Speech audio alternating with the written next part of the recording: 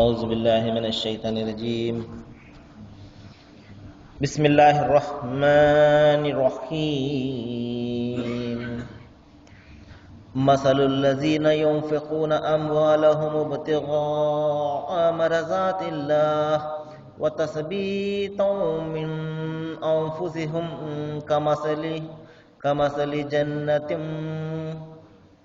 كمثل جنة بربوة أصابها وابل فآتت أكلها ضعفين فإن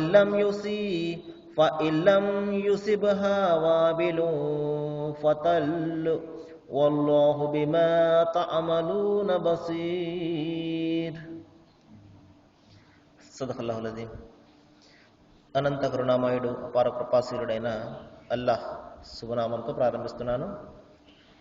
సోదరులారా, సోదరిమణులారా, అయ్యలారా, అమ్మలారా, అస్సలాము అలైకుం వరహమతుల్లాహి వబరకాతు. సర్వలోక ప్రభు సృష్టికర్త అల్లాహ్ మనందరి జీవితాలలో శుభాలను, శాంతిని, కారుణ్యాన్ని కురిపించునుగాక. ఆమీన్. ఇంతవరకు మీ ముందు మానవులందరి మార్గదర్శక గ్రంథం, మానవులందరి ప్రభువు దైవమైనటువంటి అల్లాహ్ మానవాళి కోసం అవతరింపజేసినటువంటి చివరి దైవ గ్రంథం దివ్య ఖురాన్ నుండి 265వ వాక్యం యొక్క రబీములను మీ ముందు పట్టించడం జరిగింది.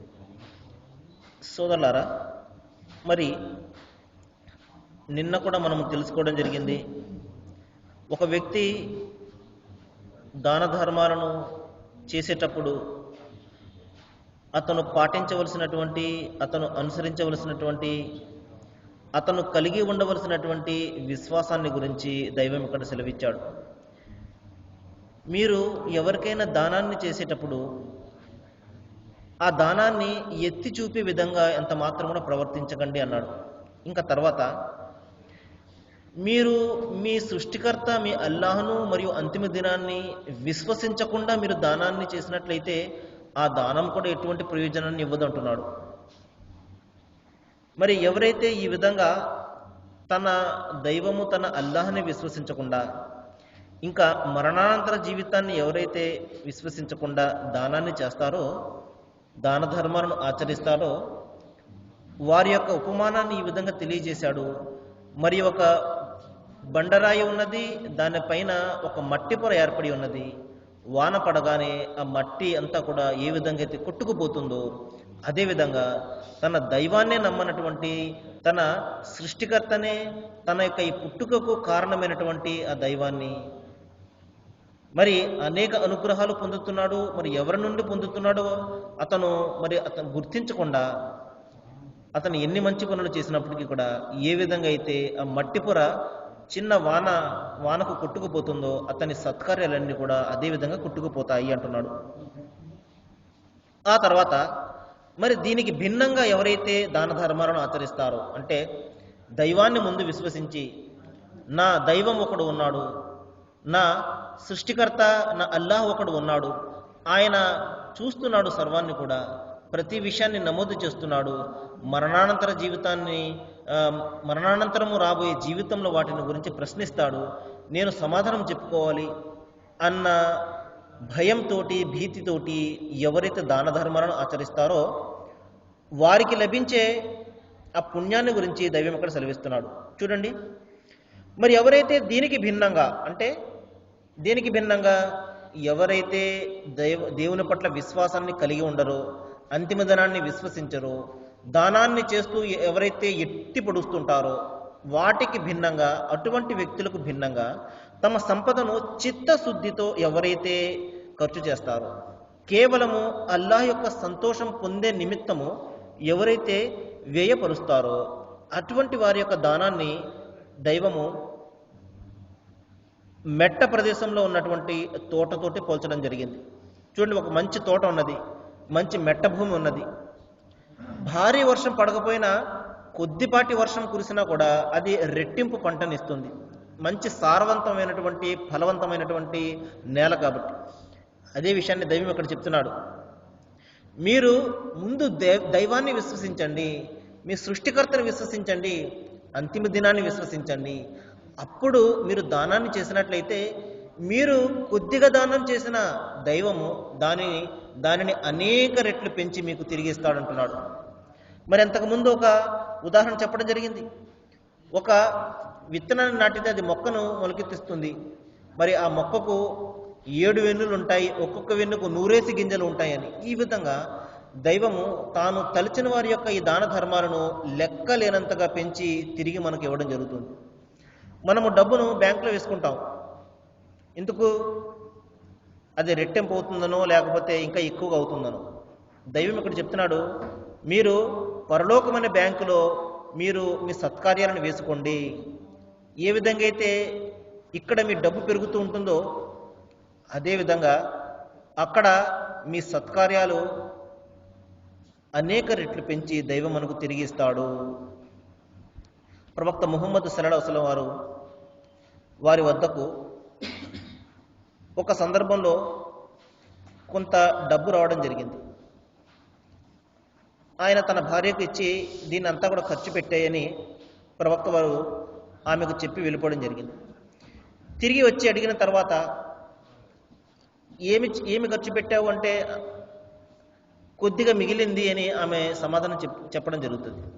అప్పుడు ప్రవక్త ముహమ్మద్ సల్లల్లాహు అలైహి వసల్లం అంటారు, నీవు ఏదైతే ఖర్చు పెట్టేశావో అదే మనకు మిగిలింది. ఇక్కడ ఏదైతే మిగిలిందో దాని వలన ఎటువంటి ప్రయోజనం ఉండదు అన్నారు. కాబట్టి మనము ఎంతైతే ధనాన్ని దైవ మార్గంలో ఖర్చు పెడతామో మనం వాస్తవంగా అనుకుంటున్నామో అది ఖర్చు అయిపోయింది అని, కానీ వాస్తవానికి అది ఖర్చు అయిపోలేదు. మన పరలోకం అనే బ్యాంకులో అది భద్రపరచబడి ఉంటుంది. దైవము దాన్ని భద్రపరిచి తిరిగి మనకు మన మరణం తర్వాత రాబోయే జీవితంలో మరి వాటిని మనకి ఇస్తాడు. అక్కడ మనకు ఏది కూడా పనిచేయదు. మనం ఇక్కడ ఎంత డబ్బు సంపాదించినా, ఎన్ని పేర్లు ప్రఖ్యాతులు సంపాదించినా అది పనిచేయదు.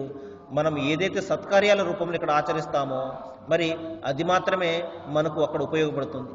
కాబట్టి సోదరులారా, ఈ విధంగా చిత్తశుద్ధితో కేవలము దైవ ప్రీతితో దైవం సంతసించాలి, ఆయన నాకు పుణ్యాన్ని ప్రసాదించాలి అన్న ఉద్దేశంతో ఎవరైతే దాన ధర్మాన్ని ఆచరిస్తారో వారు కొద్దిగా ఆచరించినా కూడా మరి దైవం అనేక రెట్లు పెంచి వాళ్ళకి ఇవ్వడం జరుగుతుంది.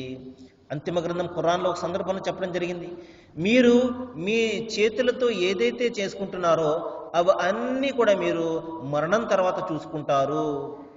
మనిషి మరణించిన తర్వాత అందరూ కూడా వెళ్ళిపోతారు. అతని స్నేహితులు మరి శ్మశానం వరకు వస్తారు, బంధుమిత్రులు వస్తారు, అందరూ కూడా వెళ్ళిపోతారు. కానీ ఒక్కటి మాత్రం అతనితో మిగిలిపోయి ఉంటుంది. అదేమిటి? అదే అతని సత్కార్యాలు మరియు దుష్కార్యాలు. మనిషి ఆ సమాధిలో కుడివైపు చూసుకుంటాడు, అతని సత్కార్యాలే కనబడతాయి. మరి ఎడమవైపు చూసుకుంటాడు, అతను చేసినటువంటి మరి చెడులు కనబడతాయి. కాబట్టి మనిషి వెంట వచ్చేవి అతని కర్మలు మాత్రమే, అతని చర్యలు మాత్రమే. ఆ తర్వాత సోదరులారా, ఇక్కడ దైవం ఒక ఉదాహరణ చెప్తున్నాడు. అదేమిటంటే, మీరు మీ దాన ధర్మాలను ఈ విధంగా వ్యర్థం చేసుకోకండి. పరుల మెప్పును పొందడం కోసమో లేకపోతే ప్రజలు మిమ్మల్ని బాగా పొగడాలనో పేరు ప్రఖ్యాతులు రావాలనో ఈ విధంగా మీరు ఖర్చు చేసి అనేక డబ్బు ఖర్చు పెట్టి మీరు సత్కార్యాలు ఆచరిస్తున్నారు. అవన్నీ కూడా వ్యర్థమైపోతాయి. మీరు ఆ విధంగా చేసుకోకండి అని ఒక చిన్న ఉదాహరణ చెప్తున్నాను. అదేమిటంటే, ఒక వ్యక్తి ఉన్నాడు. ఆ వ్యక్తి ముసలివాడైపోయాడు, వయోభారంతో కృంగిపోయాడు. ఇంకంతేకాదు, పిల్లలు కూడా చిన్న చిన్న పిల్లలు, ఎవరు కూడా అంతగా అతనికి సహాయాన్ని చేసే వయస్సుకు వారు రాలేదు. చిన్న పిల్లలు ఉన్నారు అతనికి.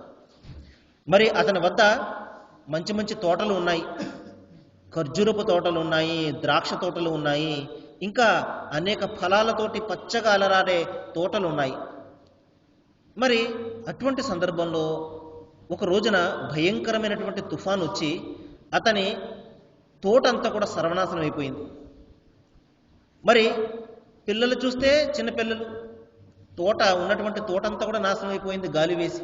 అతనేమనుకున్నాడు, నాకు మంచి తోటలు ఉన్నాయి, కొద్ది రోజుల తర్వాత పంట వస్తుంది, నేను దాన్ని నమ్ముకొని మంచి డబ్బును గడించవచ్చు అని అతను భావిస్తున్నాడు. కానీ ఈలోపు ఏం జరిగింది?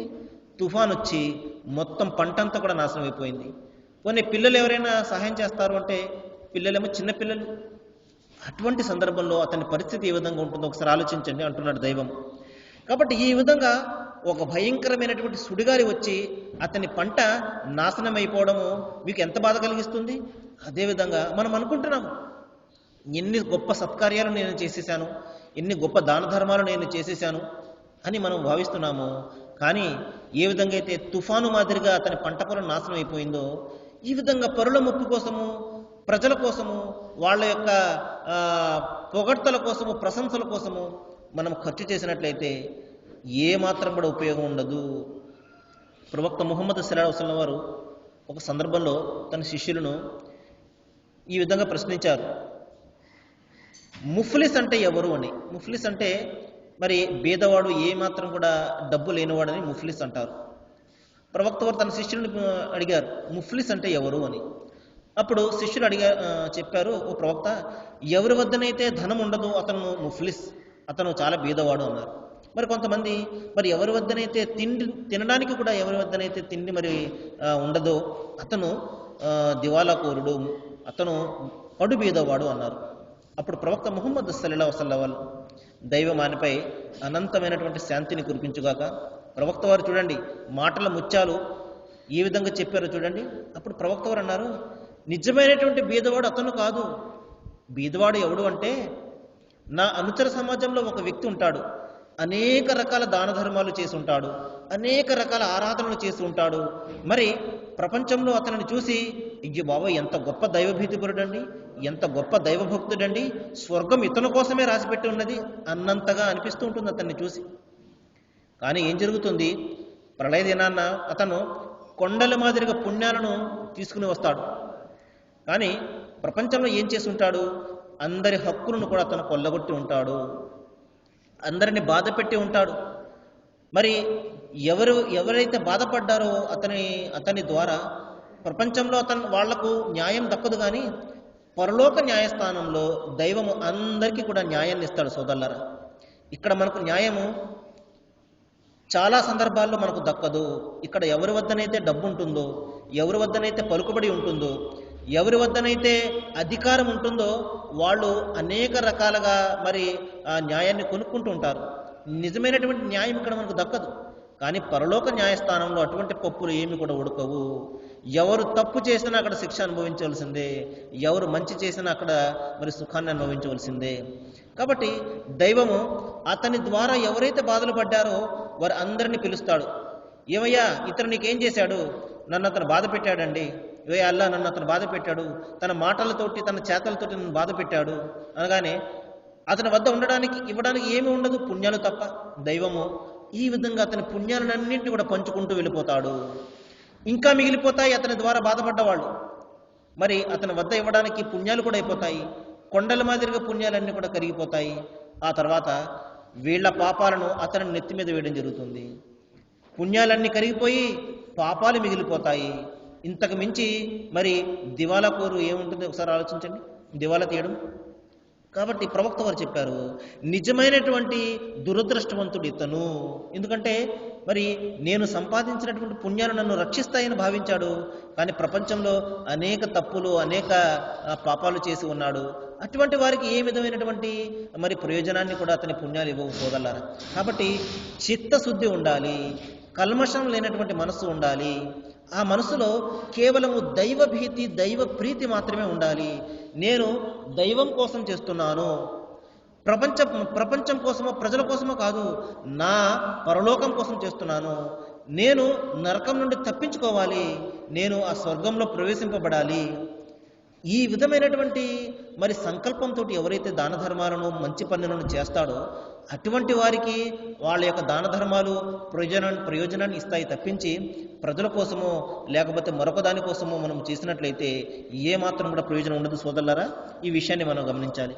ఆ తర్వాత ఇంకొక మాటను కూడా దైవం ఇక్కడ సెలవిస్తున్నాడు, యా అయ్యుహల్లజీన ఆమను అంఫికు మిన్ తయ్యిబాతి మా కసబతుం వ మిమ్మా అఖరజనా లకుం మినల్ అర్జ్. ఓ విశ్వసించినటువంటి ప్రజలారా, మీరు ఏదైతే సంపాదిస్తున్నారో ఆ ధనం నుండి, అంతేకాదు మేము మీ కొరకు నేల నుండి ఉత్పత్తి చేస్తున్నామే పంట పొలాల్లో, అందులో నుండి మేలైనటువంటి భాగాన్ని తీసి దైవ మార్గంలో ఖర్చు పెట్టండి.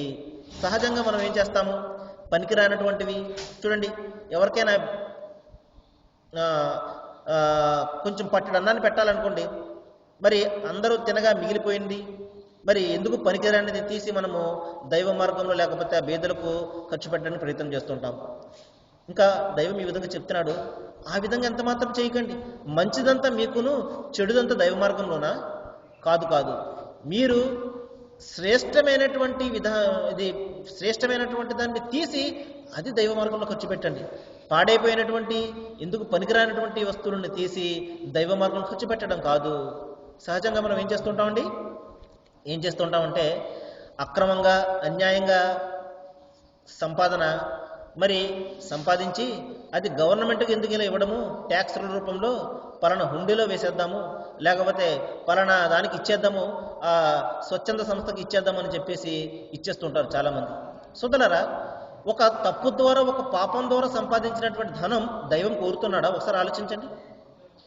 పాపం ద్వారా సంపాదించినటువంటి ధనము పుణ్యాన్ని ఏ విధంగా ప్రసాదిస్తుంది మనకి?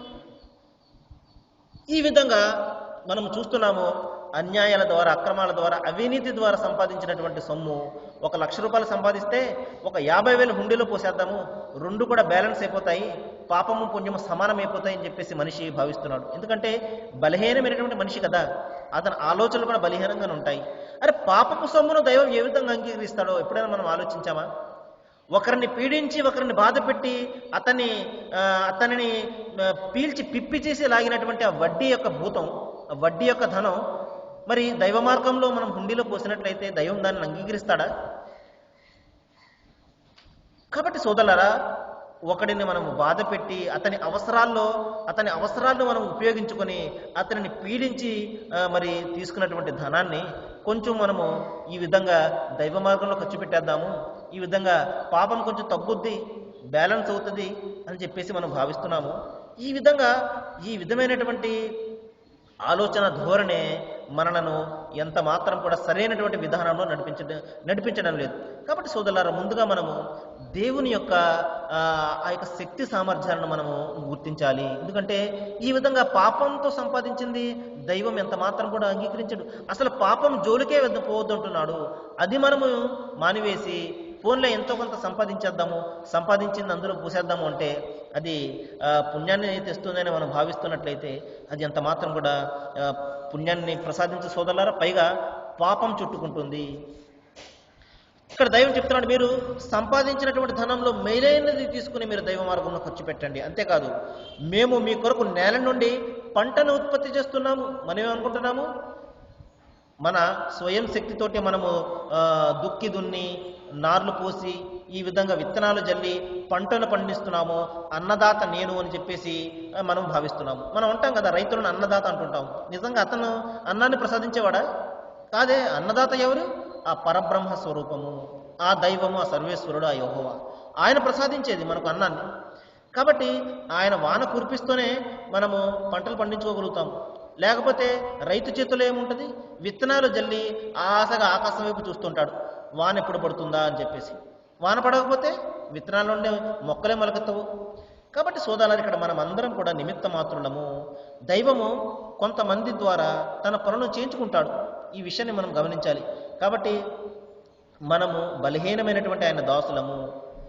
ఆయన మనకు గాలిని ప్రసాదిస్తేనే మనము పీల్చుకుంటున్నాము, ఆయన వానను కురిపిస్తేనే మనం పంటలు పండించుకుంటున్నాము.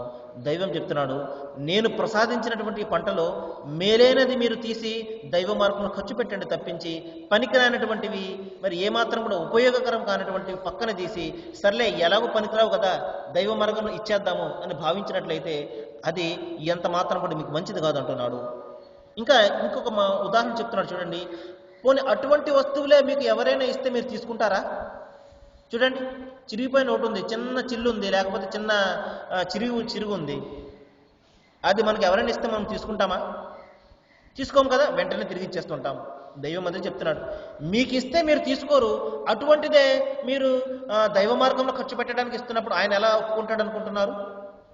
కాబట్టి సోదరులారా, మంచివి తీయాలి. మనము ఏదైతే మన వద్ద ధనం ఉన్నదో, ఏదైతే మన సంపాదన ఉన్నదో అందులో ఉత్తమమైన దాన్ని, ఎందుకంటే సంపాదనే ఉత్తమంగా ఉండాలి.